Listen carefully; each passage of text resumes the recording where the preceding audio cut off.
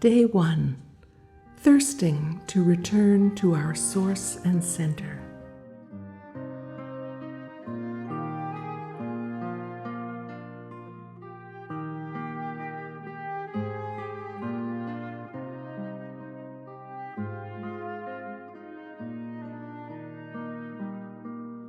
Let us open ourselves to receive.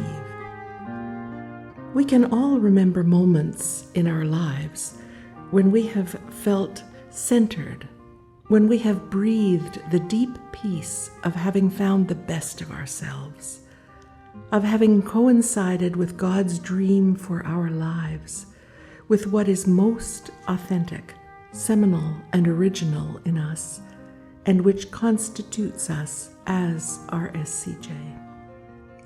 We have also had the experience of finding RSCJ who are happy. Another way of saying that they are centered, well-rooted and grounded, vitally supported on a solid rock that they have found the right direction for their lives, are at peace with themselves, and radiate reconciliation, harmony, and meaning. In recent years, we have invested time and effort in the society in the necessary work of reorganization. But what happened to us could have been similar to what happened in a story to the traveler who went to China and fell passionately in love with a woman. When he returned home, he devoted himself to learning Chinese so that he could communicate with her, and he put so much interest in it that he became a great sinologist who traveled the world giving lectures on Chinese culture. Alas, he had forgotten the first love that had started it all. We are in a new moment with an intense desire to return to the roots of our RSCJ vocation, to find in our spirituality the strength and impulse to open ourselves to what is springing up, and to receive the new name that the Lord wants to give us.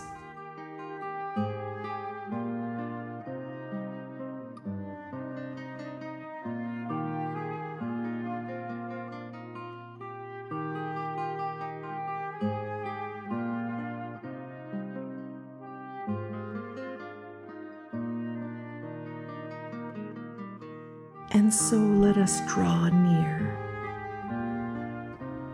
The Samaritan in the parable and Mary of Bethany are characters whom we see rooted in their center, in their principle and foundation. When we read the two scenes of the gospel together, we understand better what this virtue that the Constitutions calls simplicity consists of. We see them centered and coherent with their desire and their search. And for this reason, they are right in what is essential and in tune with the best of themselves. That is why Jesus proposes them as a model. Mary has chosen the better part. Go and do likewise.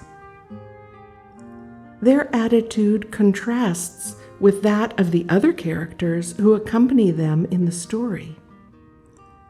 The skeptical scribe asks, "What shall I do?" but does not wish to compromise his life. The priest and the Levite are so preoccupied with worship that they do not stop before the wounded man on the road. Mary of Bethany appears agitated and restless. They are all distracted and focused on their own projects, occupations, or plans. In them, we see reflected our quest for efficiency and recognition, our compulsive activism, our scatteredness.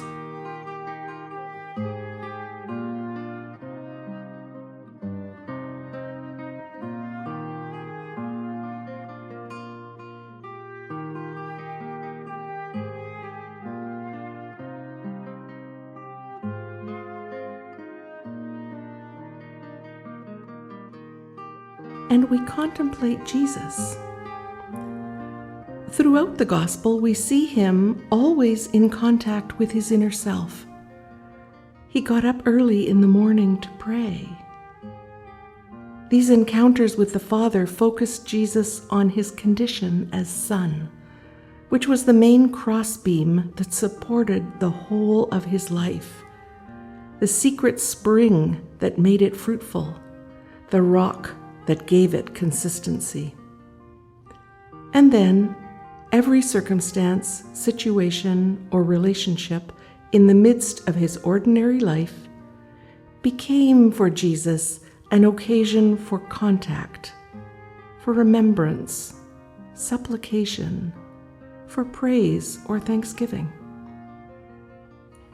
Jesus responded to his Father with a whole, single, undivided heart, seeking and desiring nothing but his God. Jesus left behind any pretense of doing his own will, any foresight, strategy, or self-seeking.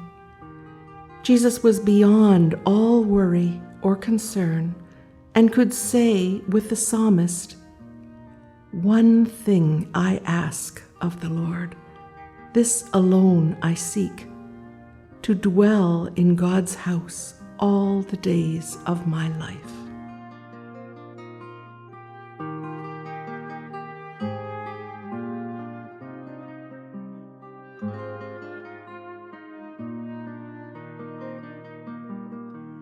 And now we receive a new name.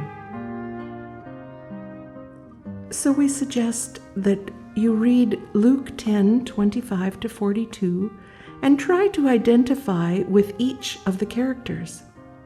The Samaritan and his simple gestures, detached from himself, entirely attentive and effective in serving the wounded he meets on his way. Martha, distracted by many things. Mary, silent, attentive to the only thing that is necessary. We look at the Samaritan and Mary. They have their eyes and ears open to realize that at the roadside someone needed help, or that Jesus was coming to Bethany in need of friendship and a listening ear. The Samaritan and Mary both react with flexibility and availability by giving up their own plans to go to Jerusalem or to receive Jesus in a certain way, and they put the wounded person or the guest at the center. They are attentive to the present. The priest, the Levite, and Martha are preoccupied with what comes next, getting to the temple, preparing a good meal, while the Samaritan and Mary are fully involved in the now, attentive to those who come into their lives unexpectedly and require attention in the present, not in the future. They dare to behave in an alternative way. According to the law, touching a corpse meant falling into ritual impurity, and the wounded man in the gutter could be dead. On the other hand, a rabbinical precept forbade women to become disciples of a teacher. Therefore, to sit at the feet is tantamount to becoming a disciple. But both the Samaritan and Mary take a countercultural stance. They dare to go beyond what was considered legal and succeed with their alternative stance. They set aside their own interests. The Samaritan does not gain anything from his behavior toward the wounded man, not even a word of thanks. As for Mary, she had to accept her sister's reproaches. Both of them had entered another plane, that of a gratuitousness beyond all calculation.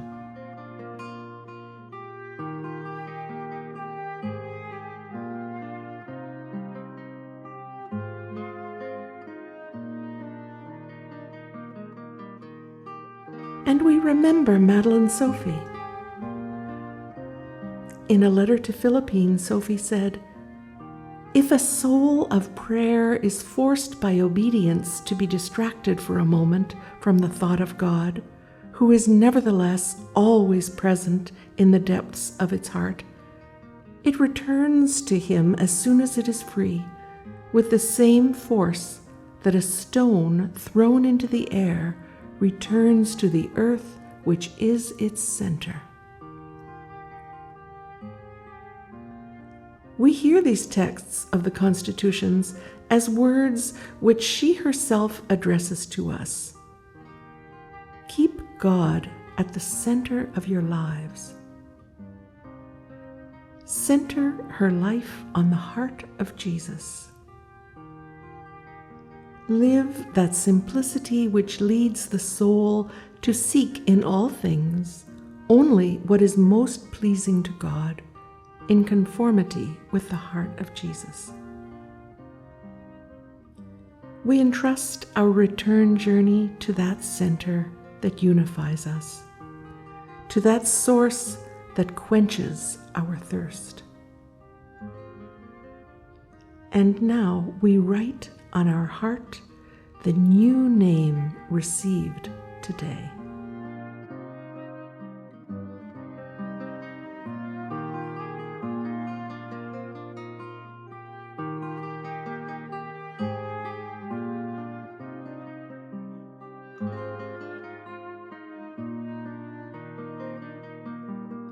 We celebrate what we have experienced. At the end of the day, we can gather in the chapel, place the lit censer, a bowl of water, and a towel in the center.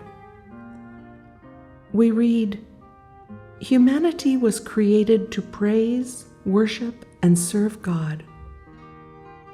The Son of Man did not come to be served, but to serve.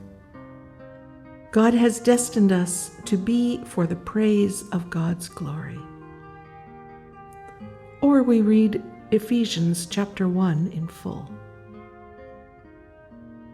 After a time of silence, each one can take a grain of incense and place it in the censer.